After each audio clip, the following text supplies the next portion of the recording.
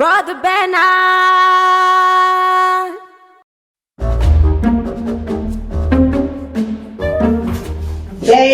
Bernard, brother Bernard.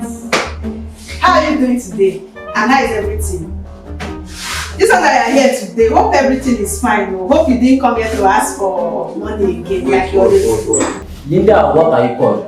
Don't ever and ever in your life I say, don't ever talk to me in such way. What rubbish?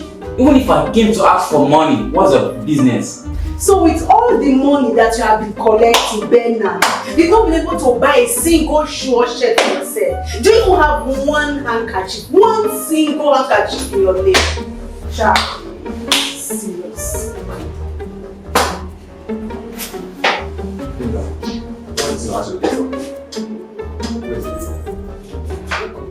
I'm sorry, sir. I'll go and get it now. Sorry, sir.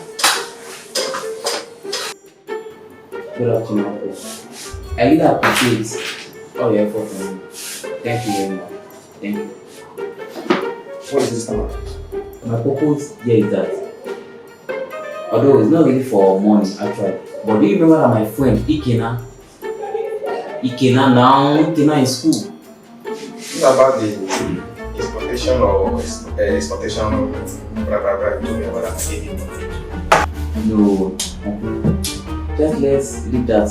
That is past. Let's leave down. Let's leave it. Forget about that. Forget it. So now I just need the amount of 5 million naira to start the business. Okay. I'm going to give the money on one condition. You get me? Thank you so much. I'm really proud of you. Thank you. The condition is you work in my office here, work with me for 6 good months. After working, I'll give you money to handle your business. 6 months? Yes. You hope me should work for you for 6 months? No, I can't do that. No, never. I can't do that. That's the kind of person you are. You know what? You've made up your mind, you've changed your mind. You let me know. Thank you very much.